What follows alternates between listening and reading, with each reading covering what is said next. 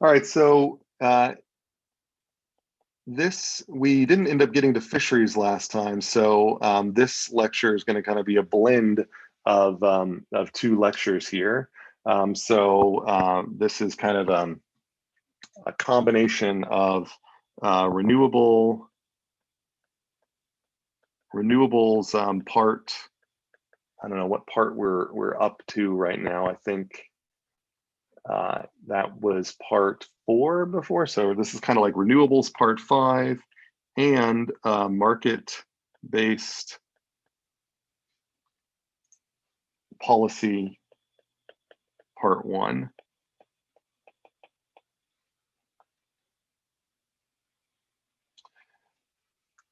And the any announcements. So I guess things I wanted to mention. The course evaluations, by the way, I forgot to mention this last time. They are available. I think that the university course evaluations are open until the 4th, December 4th. It's a little confusing. I also teach an engineering course, and they use a different evaluation system, which I think closes early, like at November 29th. And so I always forget which one closes when because they're always different. But they are available, and if you would like to submit a course evaluation for this course, which is always appreciated, that it's always good to get that feedback. It's in the top left corner of Canvas. I've put a link in the menu bar that says course evaluation. You can also find that link in the course information module within Canvas. And so you should be able to find those links there. And I think you should have also gotten an email about your course evaluations. So those are out and available. And of course, that would be appreciated. There is you just turned in that homework D2. I hope that was, I got some comments from people that they felt that was a helpful homework that helped solidify some things for them. And I was glad to hear that, which it actually made me a little bit sad because well, then for the next time I teach this, I have to come up with a new homework. And so, it will be, the solution set will be out there, and so I'll have to come up with something that is I think similar but different. And so I tried a very different format for this homework than what I did last semester, and so I'm glad that it worked. But I'm also kind of sad that it's going to be hard for me to come up with a unique version that's sort of similar. But I am going to release hopefully today homework D7, which I'm not going to make quite as long, but it'll still be worth 100 points. That'll be just about fisheries. And I did that because I promised an additional homework to help people take advantage of that one drop homework. And then I also want to have you have a little bit of practice with the fisheries stuff that we will talk about today. And I think that's it. So basically there's this lecture, there's Tuesday's lecture, then there's Thanksgiving break, no lecture. And then I think we've reserved Tuesday of the finals week or the last week of class, so not the original finals week, but what's kind of the new finals week, as a review day. And so we can review anything that you'd like to review before the final exam. Then the final exam will be on Thursday of that week. That's the 80% of your final exam comes from the individual version, and then 20% comes from that collaborative open book version on Friday. And if Thursday and Friday are too busy for you, you can go on to Canvas and you can go into people and then under groups, and you can elect to be in the later group, and then it'll be the Monday and Tuesday of the original finals week, where Monday is the individual version, 80% of your score, and then Tuesday is the group or open book version, 20% of your score. But make your elections before December 1st, because on December 1st, I'll turn the groups into Canvas sections, which will allow me to give the section that's later the later exam assignment, and the section that's earlier the earlier exam assignment, so that everybody's blocked off on the right times and the due dates show up in the right times. So make all of your selections before December 1st, and you just do that again, people and then groups. So before we dive, so to speak, right back into the fisheries, are there any questions about the layout of things going forward? Only a couple more classes left. Pretty clear.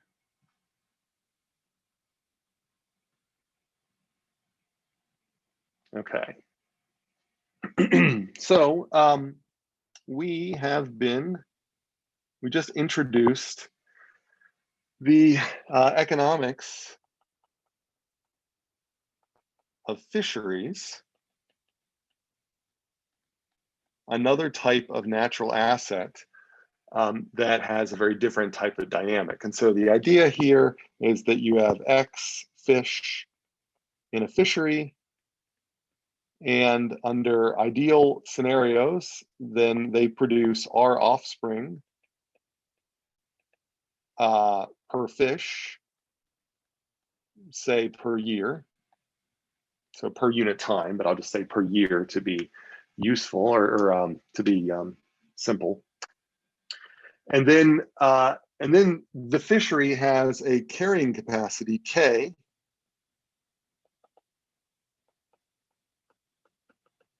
which is the max fish possible in the fishery. And it's, where there's food limitations. We'll primarily focus on based on the food and nutrient limitations in the fishery, it is just not possible to have more than K fish in a fishery. And that induces a probability of survival. So you could say there's a probability of offspring survival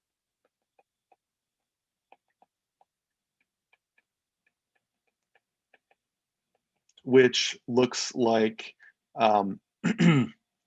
K minus X over K, which is equal to just saying 1 minus X over K, where basically you're saying as you run out of space for new offspring, then you can view the offspring that is produced not being able to find enough food, or if you'd like to think, you can view the parent fish not being able to find enough food just to even bring the offspring to that point to hatch out. So either way, you can view it as a probability of survival to reproduction. So you could view this as instead of just survival, you could say survival to reproduction. Maybe I'll add that there, to reproduction.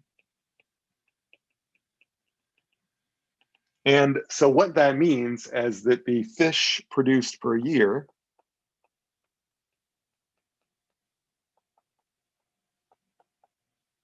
is going to be X, the number of fish, times R, the number of offspring that they produce, times this probability, 1 minus X divided by K. And so this is the total fish produced per year, where this portion here is the per capita reproduction rate.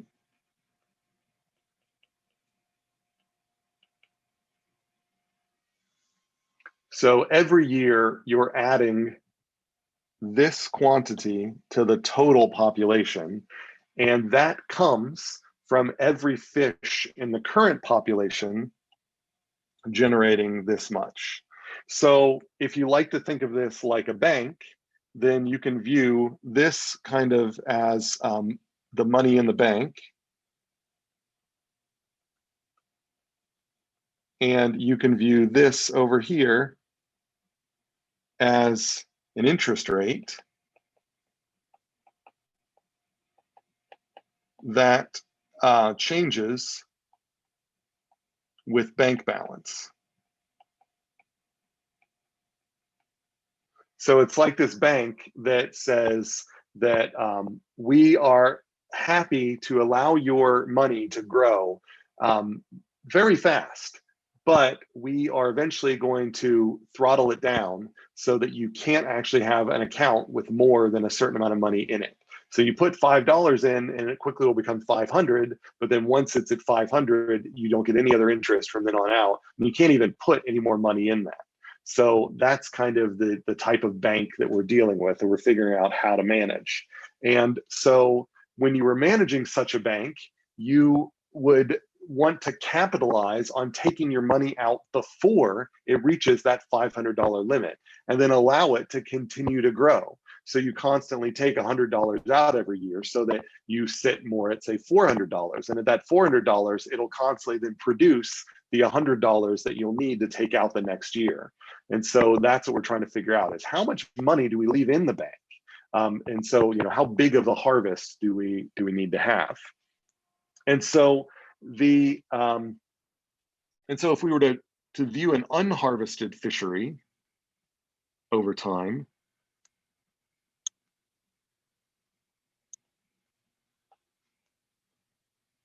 so this is time, then it would grow somewhat like this, where you have a slow initial growth, it rises up, then it slows down again, and then it levels out.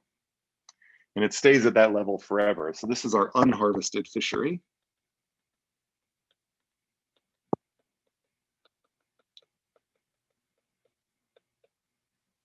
And this is S-shaped. And so the fancy term for that is sigmoidal. And it is a common growth pattern. And this particular growth pattern that's driven by this particular model of the fishery is referred to as logistic growth. As I'm sure most of you have heard before in some of your other classes, especially those of you who are sustainability students, probably been beat over the head with this stuff. And so this level here is our carrying capacity, K.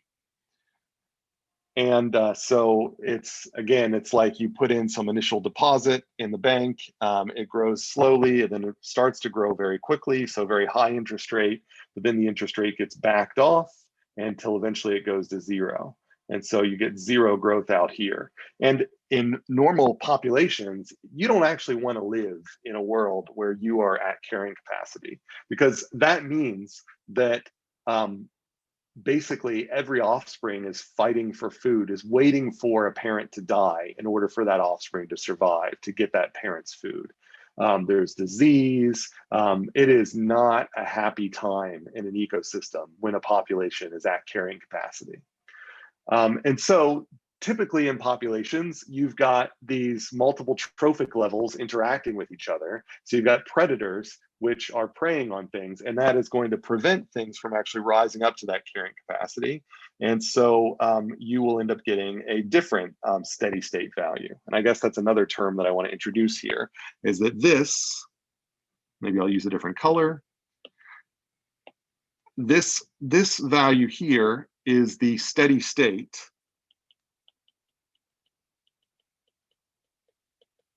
value, or we can view it as the equilibrium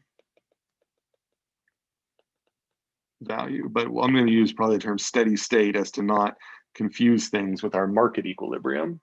And we refer to this other portion over here as the transient.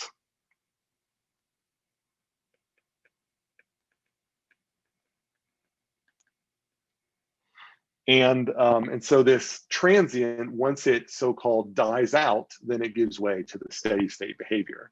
In forestry dynamics, we were sort of focused on the transients. We were very interested in it. We never let the forest reach some steady state, because forests eventually go into decline.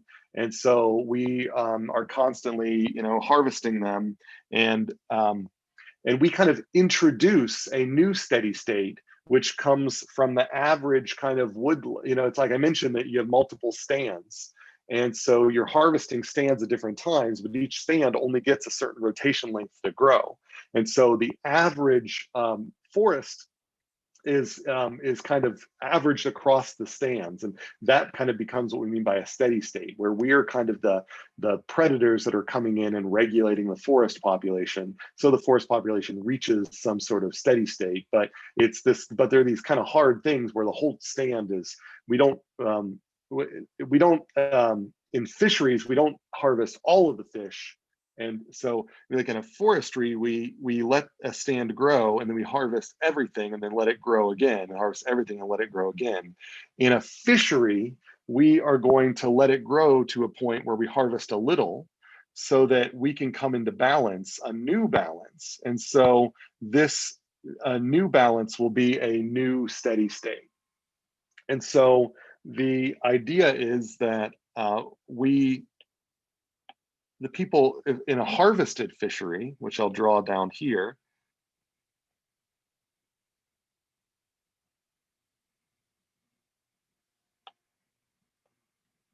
and so this is our harvested fishery.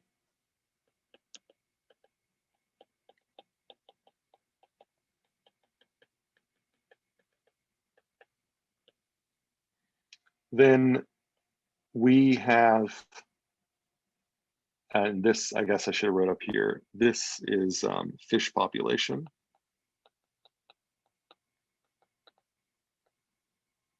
And this is fish population. And so we still have this carrying capacity that we start at. I'll draw it here. But when we start harvesting, we pull fish out. But we pull a small number of fish out to the point where we can come into balance with those fish again. And so what that ends up looking like is a trajectory that's something like this, where this is when we start harvesting and we continue harvesting from then on out. And this portion over here, this is our steady state with harvesting. And I mentioned that we come into balance here. And basically what we're saying is that in this steady state up here, f of x, where f is our regeneration rate, is equal to 0. Down here, f of x is equal to the harvest rate. And so we are coming into balance in that we are harvesting enough fish that the fish are able to repopulate at exactly the rate that we're taking fish out of the fishery. And that allows things to come into a steady state, that, a new steady state here. So there's still transients over here. And so these are transients that die out. But we are focused on the steady state analysis that's over here. And so long as, and what is sustainability? Sustainability equals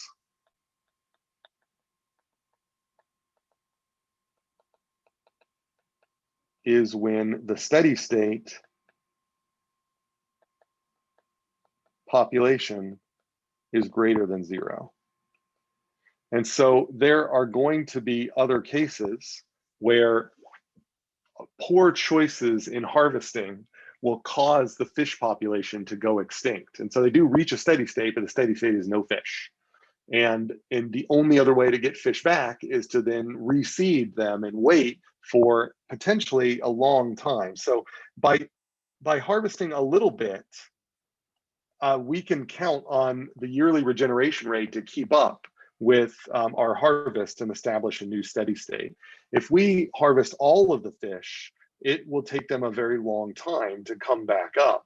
And it will be so long that, so fish are a market that need to be eaten kind of immediately. Whereas wood, we use timber to build things that are durable, that live for long amounts of time. And so, being able to reseed a fishery and have it grow back up, we don't actually, because of ecological factors, we're not even that good at, ensuring if you put 4, fish into a fishery, how do we know that in 10 years we're going to have, 4,000 fish in that fishery, or 400 fish in that fishery, or the original 4, those 4, maybe they're going to go extinct. And because other things can happen to the fishery, ecological problems, you can get algae blooms that make it very difficult for new fish to establish themselves. So we can't manage a fishery like we can a forest. We always have to manage a standing population of fish to keep that a healthy fishery. And so that's why we're interested in this steady state analysis, where a steady state is greater than 0.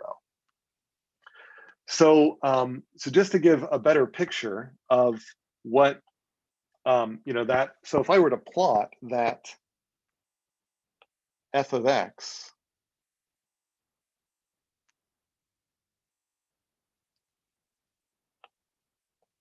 so this is my fish population here. Now it's on the horizontal axis. So I've got my carrying capacity here, K. So I just counted over 1, 2, 3, 4, 5, 6. So there's going to be, I'm just going to mark the midpoint here.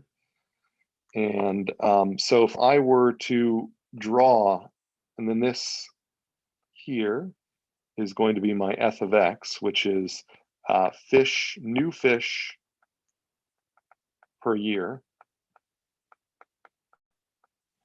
And if I were to then draw that, it's going to look like this. Reaches a maximum right in the middle, and then it comes down and it hits 0 at the carrying capacity. So it looks like something like that, where this here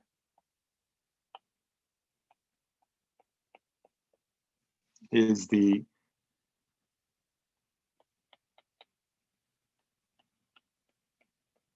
this here is the max regeneration rate.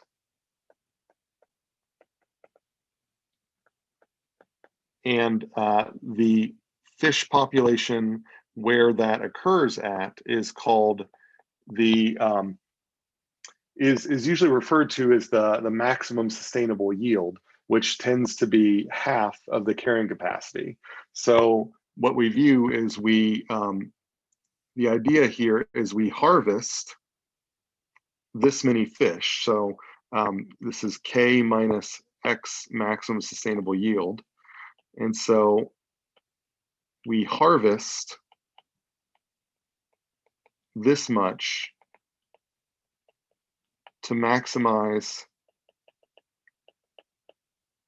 harvest rate, but no more. And so there wouldn't be any benefit in harvesting more because the fish regeneration starts to decline. So what's going on here is, like, imagine if you're at a fish population that was right here. So we're saying that we've got this many fish down here, and it has a regeneration rate here. So things aren't quite at carrying capacity, which means that you are getting coexistence of parents with offspring. Nobody is fighting to the death just to get that last morsel of whatever these fish are eating. It's getting a little tight, but not that tight. So somebody comes along and they start harvesting more. So another boat is added to the fishery. That increase in harvest will decrease the fish population. So it will decrease a little bit, say going down to here. Now, by decreasing the fish population, you've decreased the competition for food. You've now increased the probability that fish will survive. And so that is going to then move the regeneration rate up. So that was really convenient because I have added an additional boat to increase my harvest. And what has happened? The fishery has increased its regeneration rate. So this here was like, f of x1, and this here is f of x2, which is greater than f of x1. So f of x1 was in equilibrium at the old rate, and f of x2 is in equilibrium at the new rate. And so there is this natural thing that as I increase my harvest rate, the fishery moves right along with it, because I'm actually making it easier for fish to survive when I'm in this region. Now, once I hit this point right here, then population scarcity effects start to kick in. And so for this point down here, then as you reduce the number of fish, what you end up doing is you get rid of you're not worried about the competitive effects. Effectively, fish aren't competing with each other in this region. And because fish aren't competing with each other in this region, because there's enough food for all of the fish in this region, then if you overfish, so if you just keep fishing, then you're just going to reduce the regeneration rate. because here fish are being depressed from the regeneration rate that they would like to have. But over here, the depression to regeneration rate from overcrowding is not very large. So if you start fishing in this region, you're just going to reduce the regeneration rate. So what can happen though is, just like a bank account with a large amount of principal, you can tap into your principal and not realize that you're doing it until it's too late. So what can happen is that someone can increase fishing effort so that they keep climbing up here and they keep seeing that they're getting more fish. Now, if you increase your fishing effort too far to the point where you go over this, you can be in this situation here where you have now pulled so many fish out that you've now depressed the regeneration rate. The regeneration rate has fallen, but you still think you're getting more fish out. Every boat you add is still finding more fish, but the fish they're finding aren't the new fish from regeneration. They're the old fish that were regenerating. And so eventually, so you were just going to cause further declines in the population because it's not replenishing how many fish you've taken out. So at this point, once you've moved over this point right here, even if you don't add boats, the same number of boats that have caused you to push over this point, because they have been taking out more than the fish are putting back in, that's going to cause even more decline in the fish population. And the further declines in the fish population are going to be a march to a total extinction of fish from the fishery. So that's why it is really important to never biologically overfish. And what we mean by biologically overfish is that you never go over, you never deplete the fishery of more than a maximum sustainable yield. So you never go any further than this amount in the fishery. Professor, I got a You question. only fish this much. Yep. It's regarding the FFX1 and FFX2. Did you say that if you get a new rate, did you say it doesn't increase the competition or decreases the competition for new rates? The a larger, I should say, a larger harvest rate reduces competition between fish. Okay, all right, just making sure. Uh-huh. And this is just like, just think predators regulating prey population. That's why healthy populations have both predators and prey, because the predators are able to reduce the prey population to a point where those prey don't have to be in tight competition with other prey for food. They do have to be vigilant so that only the prey that survive are the ones that escape the predators, but the prey that survive are going to be healthy prey that have plenty of access to food and can fight off disease, et cetera, et cetera. All right, so that's what we mean by biologically overfishing, going over this maximum sustainable yield population. So how do we figure out the effort? How do we use an economic model, a bioeconomic model? So we need a bioeconomic model to predict fish steady state population. And amount of effort expended by fishery.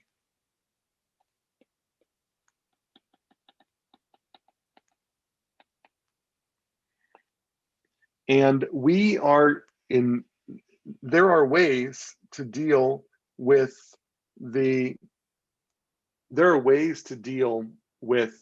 the transients in a much more sophisticated analysis of fisheries. And we are not going to do that analysis here. We are going to focus just on, so we are going to take for simplicity, so we're going to simplify and we're going to focus on the steady state.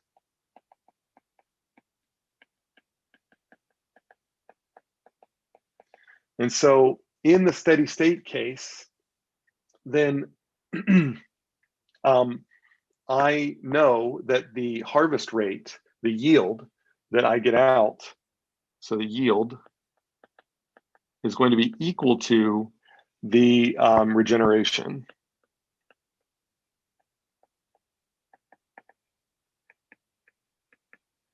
Let's just go back to dark blue. So I need an economic model of yield. And so what I'm going to say, and this is just an assumption, it's a simple model, that the yield Y for a given effort E, so this is effort, so as you can think of this as number of boats, we're going to say that that is equal to some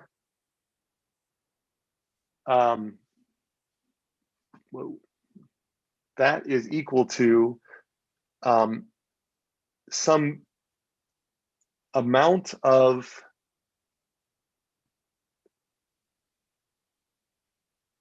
I'm just deciding the best way to say this based on my own notes here. And so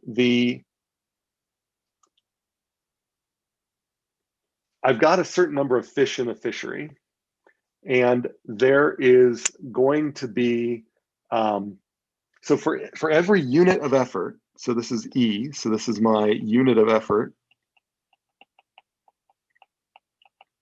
Again, like, boat, every boat is going to go out and come back someday or at the end of the year. So if I put out 1 unit of effort, so I have 1 boat in there for the whole year, then I need to figure out how much yield do I get for that year? Well, based on technology, the boats have got certain efficiencies. And so, so what we're going to do is we're going to model the efficiency of the boat as this model Q times X, where X is the fish population and Q is just a proportionality constant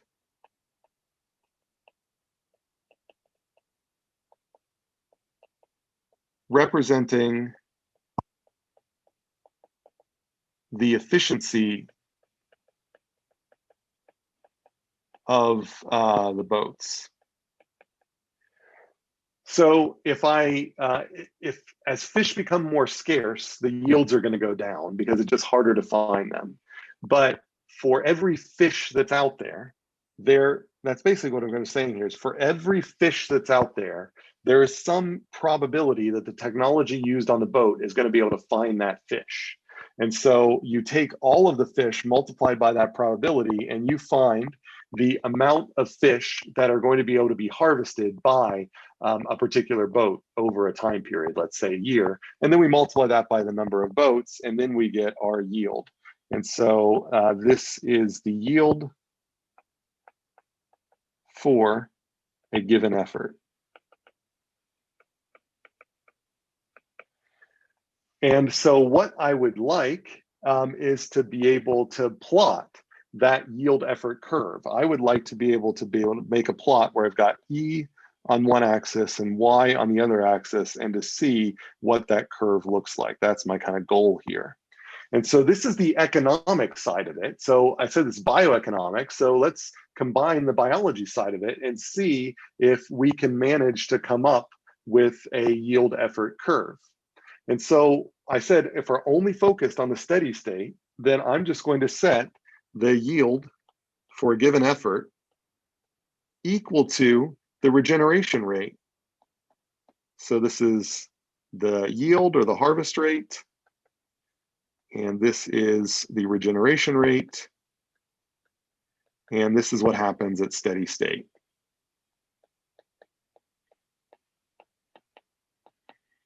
And so if I plug those things in, then I get, EQX is equal to XR 1 minus X over K. And so with a little bit of math, so you can solve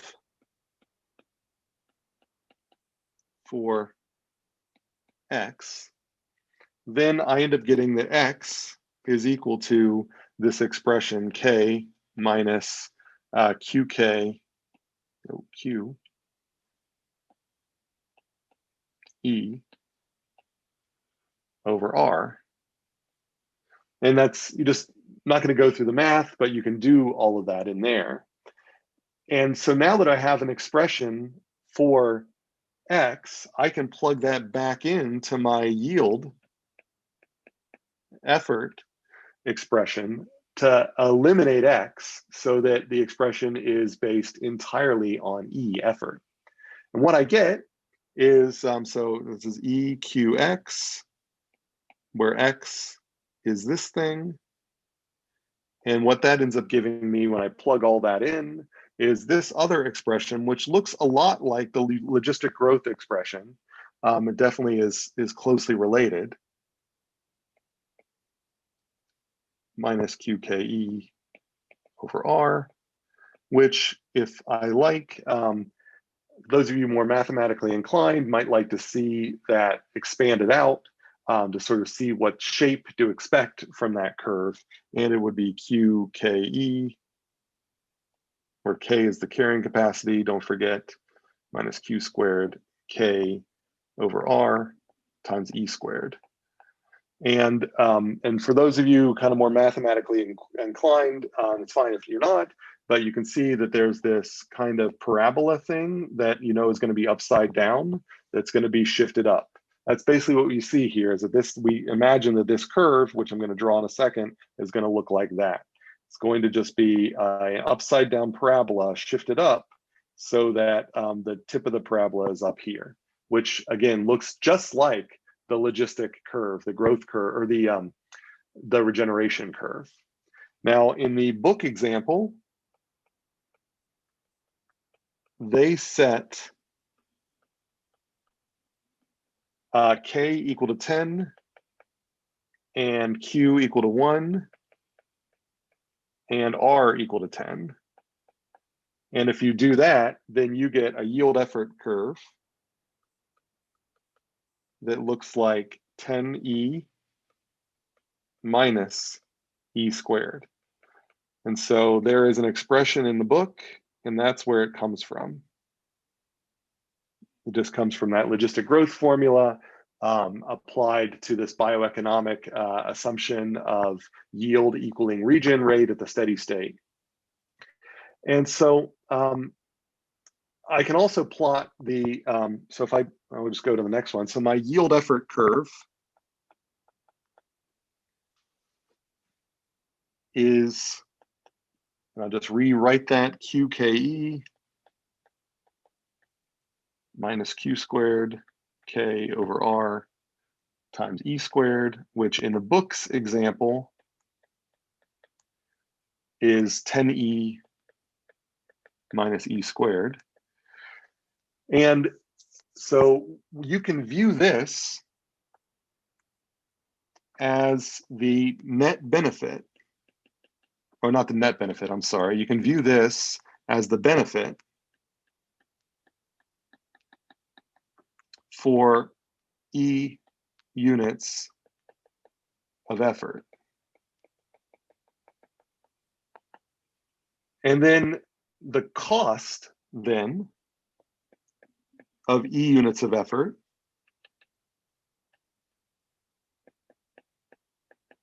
is just however much it costs to run those boats times the number of boats. So the cost for E units of effort would just be C times E, where this here is the per boat cost to operate, say per year.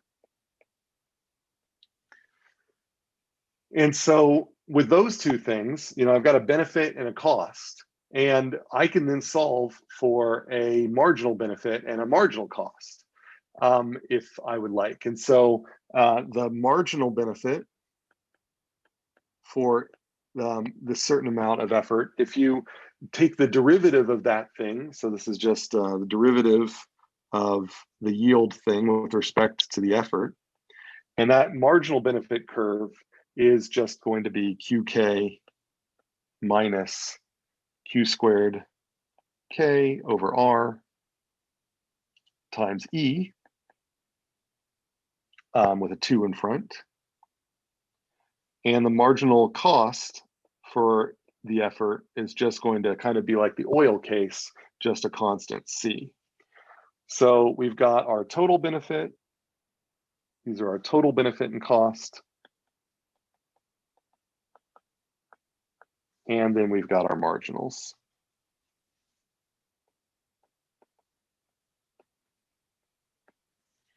And for the books case, then this just becomes 10 minus 2E.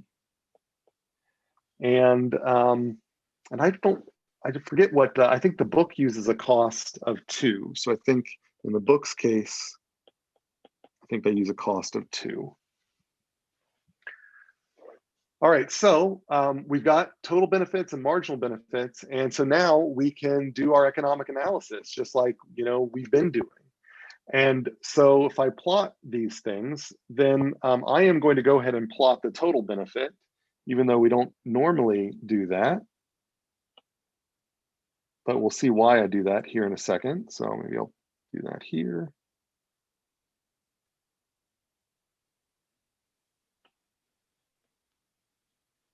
And this here is going to be just benefit. These will be in units of dollars. And then down here, I'll plot the marginals.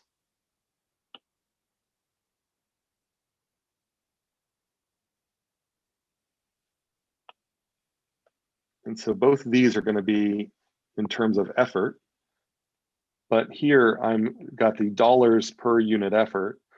And then up here, I've got, this one's in absolute dollars. These are the totals and these are the marginals. And so if I plot my totals,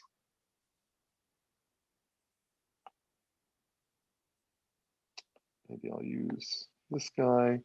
I'm going to use the books number here. So this is for a YE of 10E minus E squared. And so that is going to go to 0 again at 10. So I'll put a 10 both here and there. And it will reach a maximum at 5, which I'll put here and there. And so it will look something like a parabola. Let's see how well that turns out. That's not terrible.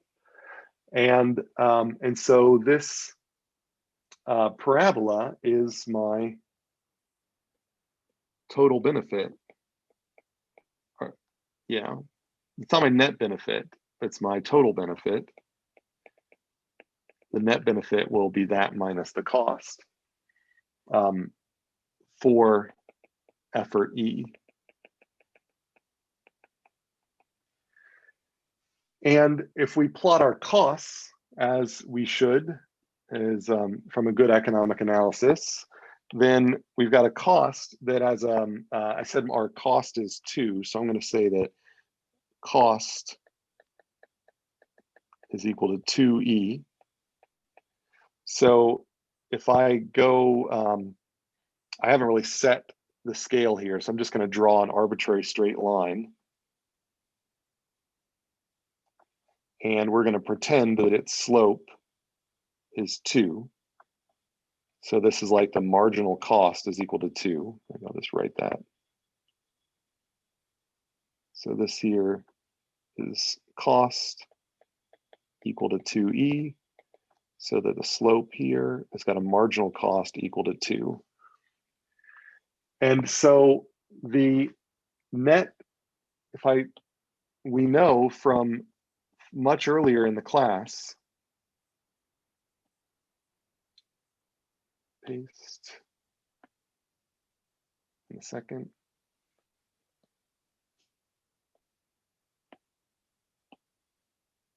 We know that from earlier in the class, the maximum the maximum net benefit is going to be at the point where the marginal benefit is equal to the marginal cost. So that's the equimarginal principle. And so there is this point here where the instantaneous slope of the benefit curve, the marginal benefit, is equal to or parallel to the slope of this cost curve. And so this here is the max net benefit. And so this is where the yield minus cost is max. And so y minus cost, or total benefit minus total cost. It's maximized at that particular point. And that will be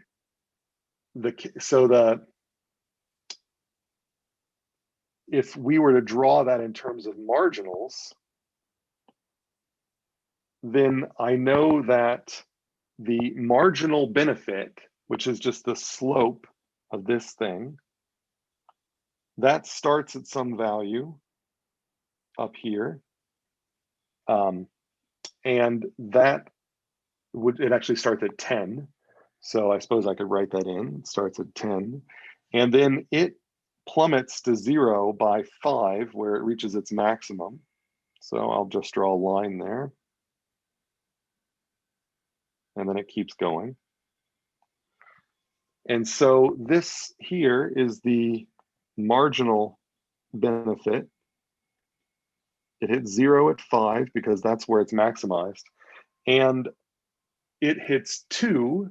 So if I were to draw the marginal cost, that should occur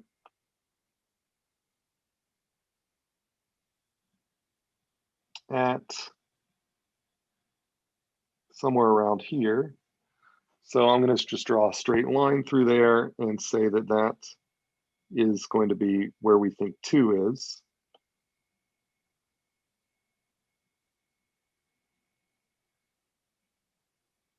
So right about there. And that is, this is the marginal cost curve equal to 2. This is the marginal benefit curve equal to 10 minus 2e. And this is the point here where marginal benefit is equal to marginal cost. And that is where the total, that's the best place to fish. That is this point right here is our E star. And so this is where a private fishery will be fished. So in the private fishery, you own the whole fishery. And so you put another boat out there. And every time you put another boat out there, you feel all of the cost of that boat. And so every time you put that extra boat out there, you know it's costing you another this many dollars per year. Another boat, it costs you this many dollars per year, and so on. But as you're putting a boat out there, then you're also noticing that the yield coming back to you is getting higher. So after 1 boat, it gets to here. After 2 boats, it gets to here. After 3 boats, it gets to here, and goes, further on and on. And so what you're feeling is the marginal benefit here. So after 1 boat, you get 10 fish per year after 1 boat, or 10 million fish per year, or 10,000, whatever the units are here. You get a lot of fish per year after 1 boat. After 2 boats, you don't get as many fish. After 3 boats, you don't get as many fish. After 4 boats, not as so many. Eventually, you put so many boats out there that the benefit you get in dollars from selling those fish will end up balancing out perfectly with the cost of how much it costs to maintain putting that boat out there for another year. And that's where you stop putting more boats out there, because any other boat, the cost of the boat will be more expensive than the benefit you get from the fish that you sell to the market. So that's where a private owner is going to be.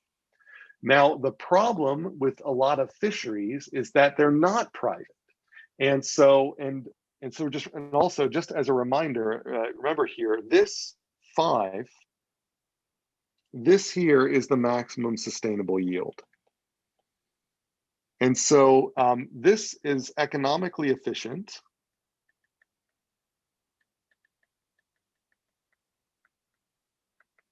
And anything that is to the right of this line is biologically overfished.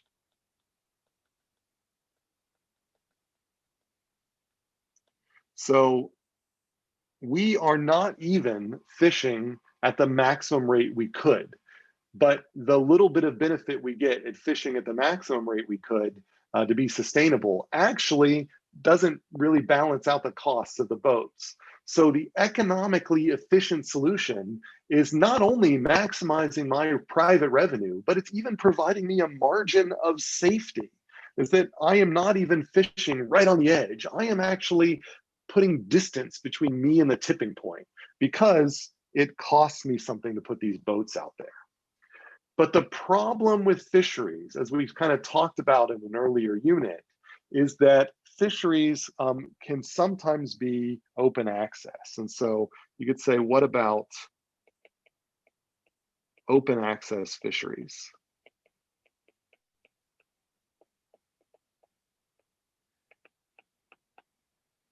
And in an open access fishery, the problem is that the people entering the fishery only are paying the cost for their boat.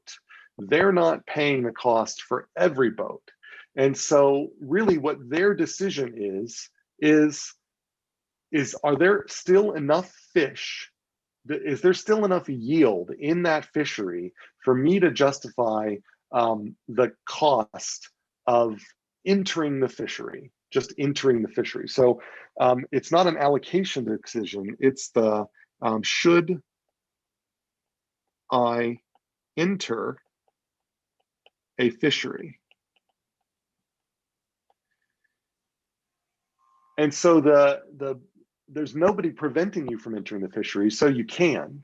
So long as the yield experienced by the group is greater than the cost experienced by the group, then the group will enter.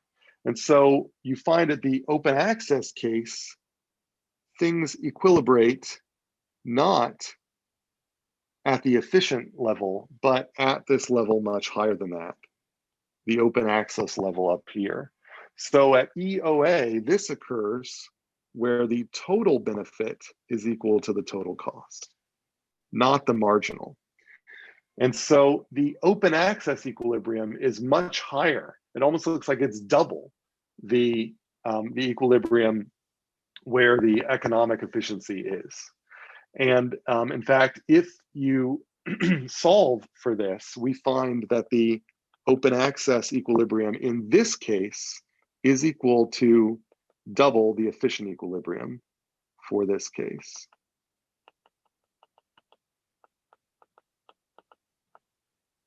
So it's much more fishing effort. And the problem here is that in this particular case, it is biologically overfished. So it is in this region. The open access fishery is in this region of biological overfishing. And so if you just leave the open access fishery open, people will come and come and come because they can get a yield, but that yield will gradually cause the fishery to decline in population, decline in population, decline in population, eventually go extinct.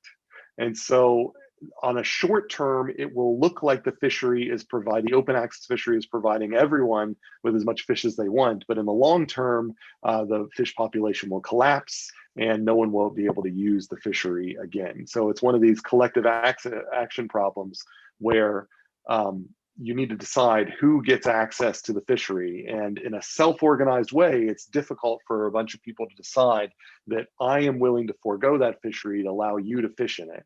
Because why are you getting the benefits if I can still get a little bit of benefit from joining? So because there is some benefit from joining the fishery, this joining process goes on, until the total benefit from the fishery matches out at the total cost. And that is going to be higher than the efficient allocation. And in most cases, it will be in the biologically overfished region where it is above the maximum sustainable yield. Or you're going to be requesting more fish than the fish can support. So there are questions about that, about this basic analysis of the fishery, is that the fishery has this hump-shaped yield curve, and that hump-shaped yield curve is what generates this problem where if it's privately owned, you get efficient solutions, and if it is publicly available, then you get inefficient solutions. And I might point out to those that were paying attention here that if putting boats in the fishery were free, then in the efficient case, the cost curve would be flat, which would correspond to fishing just at the maximum sustainable yield.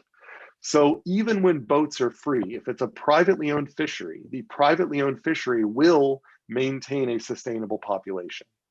But if boats are free, then the open access equilibrium will be down here where you put as much effort in as possible, where to the point where the yield goes to zero. This is like the rush hour traffic case, where eventually you get so many people on the freeway that the freeway travels at 0 miles per hour. So you can view this as almost like the speed of a highway. If one company is putting cars on the highway, then they will stop at the point where they maximize the benefits relative to congestion. But if everybody's free to put their cars on the highway, then they will end up putting a congested case where you end up getting less yield than you would if only one person were in charge. So questions about that?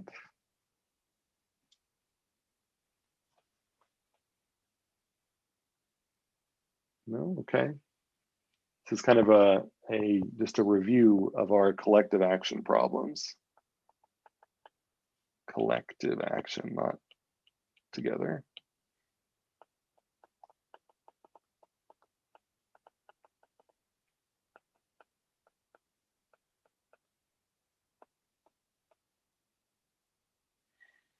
All right, so that is another example of renewable resources and a kind of an economic way of thinking about these renewable resources.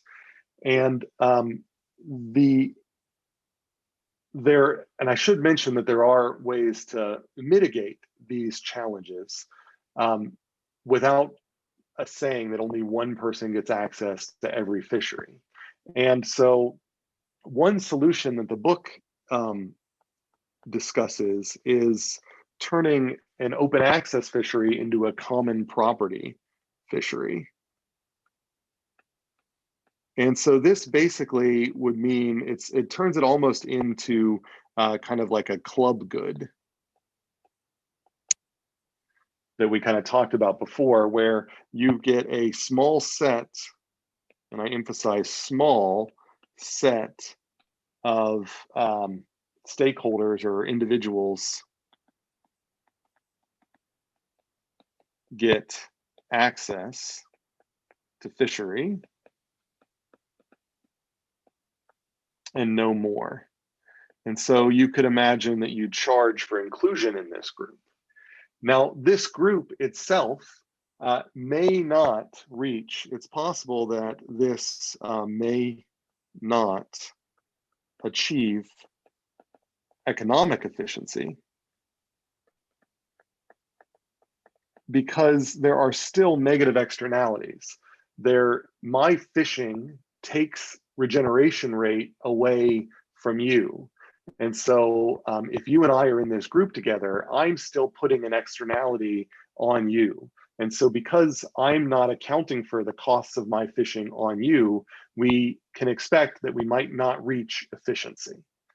But if there's only a few of us that are causing these costs, and if we all know each other, then I might worry that there are social conventions that actually end up internalizing the costs I put on you. I might not fish as much today because I know that'll make you so upset that you might, there might be some penalty. You might end up pointing out that I fished too much, and you point it out to the group, and I might get kicked out of the group, or I might be charged a fine, or you might just not like me anymore, and we might not be friends anymore. And so there are reasons why keeping small groups ends up setting up social institutions. So the small groups, they reduce the size of negative externalities, and they make it practical for social institutions and even and even group governance to internalize externalities. And you don't, and there's a question in the chat, and I'll get to that in just a second. And you don't have to actually get all the way to economic efficiency, but the goal is to avoid biological overfishing. And so you might still be inefficient in an economic sense, but so long as the common property equilibrium is much closer to social efficiency, then there's a much higher probability it will not be biologically overfished. And so that's what we're trying to get to here. The other solution to this, the second solution is you can just charge people per fish. So, license fees, for example. And so if you have some way, and that becomes another thing, how do you actually implement this thing? That can be very costly and impractical. But if you have some way for someone that anybody can enter your fishery, but when they exit the fishery, somebody counts how many fish they got and then bills them for that. Or if they have a fishing license where they're only allowed to get up to 2 fish, and if you get caught doing more than 2 fish, then you get heavy fines. Then that's another way to internalize these costs. And so that will tend to shift the fishing back towards social efficiency. Right, so there's a question, how do we make sure that we avoid inequity while trying to conserve the resource? That's a really interesting question. Like, I know what price barriers they mean little to wealthier people, but a lot to those in the lower socioeconomic class, and can stratify beneficial resources. Excellent question. That's a perfect question. And this even goes back to like, what social welfare function do we choose? It's kind of related to that. If we just charge everyone the same amount per fish, then it will be the case that if we're charging per fish, that somebody who's rich is going to be able to get a larger access to fish than somebody who's poor. And that's why you might say that, well, maybe everybody out there gets 2 fish, and it doesn't matter how much money they have. Everybody out there can buy 1 license, and that 1 license costs a certain amount, and that certain amount gives you 2 fish, and that's all you get for that season is 2 fish. Maybe that will be something that, as long as the price is sufficiently low, that will end up equalizing these things a bit. But there are still games that kind of have to be played with that. This idea of equitable, how do we create policies that promote equality? So equity is like inequality generated by bad policy. So inequity is inequality generated by bad policy. So how do we achieve equity? That's a really hard problem. However we do it, if we want to try to achieve social efficiency, we want to do it in a way that we internalize costs. But it might just be that certain people have more of the cost paid than others. And so that might be the way we end up reallocating things so that you get more use by those who can't pay the costs and less use by those by paying the costs. That might be one way to do that. But the other way to do it, the kind of more, I don't know, the more hands-off way to do it is you just say that, well, those that can't afford it, I guess they got to get their food some other way. And you let the market allocate food, and I meant that the market allocate as the market allocates. And those who can afford things get things, and those who can't do not. And for some people, that might be the allocation that they view as a good one, but it's a subjective choice. That's why I think it kind of gets back to choosing your social welfare functions, is that the way the economic efficiency we're maximizing here, this kind of Pareto efficiency between consumers and producers, doesn't really speak that much to equity. And so we may need to add in additional constraints to try to come to equity. But those constraints, I don't have like a mathematical way to tell you these are the right constraints. We can add constraints in, but the choice of the constraints is totally subjective. And that's like a public policy course to decide like which constraints to use. So I don't know if that is a satisfying answer, but I hope that at least points you in the right direction. Okay. Okay, great. So that gets me to where I wanted us to be at the end of the last lecture. So we have 5 minutes left. And so I just want to at least give a preview of what is to come. And so, the next lecture, which will be the last new content lecture, will be a brief survey of the basic ideas of market-based environmental policy.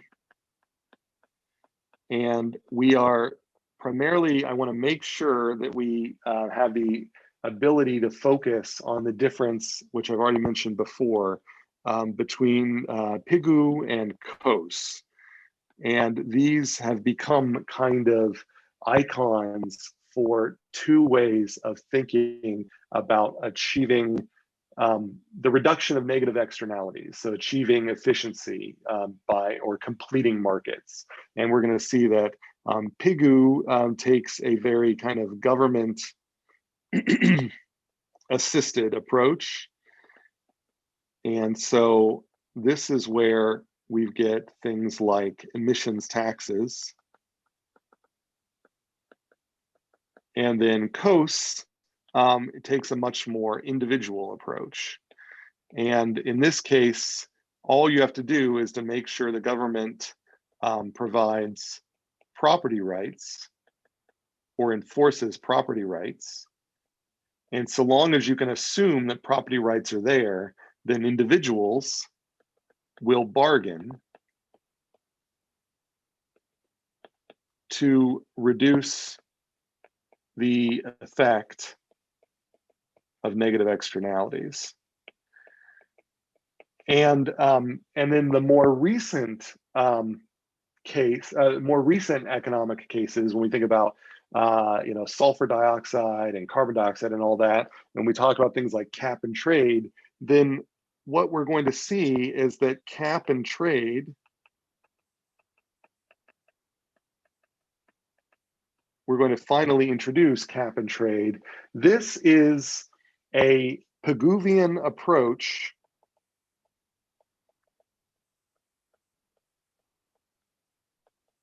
to Coasean bargaining.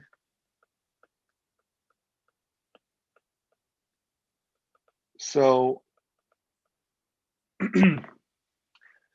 what we're going to see in cap and trade is that the government will end up producing a cap on emissions and will, in doing so, create a market where you introduce a new type of property. And that property will be your right to pollute. And people will be able to bargain to trade people's right to pollute individually. And that will cause some people to be able to pollute more and others less, without the government actually deciding who's polluting and who's not polluting. And so in some ways, cap and trade, I mean, if you were actually to dig up Coase, Ronald Coase or whatever, and ask him, then he would hate, cap and trade. But practically, So cap and trade really is a Pigouvian approach. And we will, again, next time we will define what I mean by Pigouvian and Coasean and all that sort of stuff. But just as a preview to that, what we're building to, and what I want to make sure you leave this course with, is an understanding of this more modern market-based approach to emissions control of cap and trade, when it works and when it doesn't work. And what we see is that cap and trade is a Pigouvian approach, but it is strongly inspired by the individual-based bargaining that is really appealing to those that like the Coasean approach of keeping government out. So government is in with cap and trade, but it is in a kind of mediating way that allows people to trade, which makes it both kind of share elements of both of these. And that's what we'll get to next time. So I feel like that is a good place to stop. So let's do an attendance question.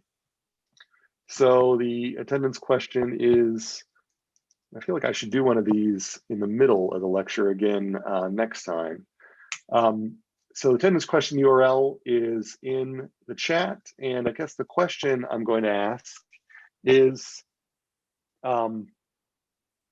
it possible to biologically overfish at the economically efficient equilibrium for a privately owned fishery?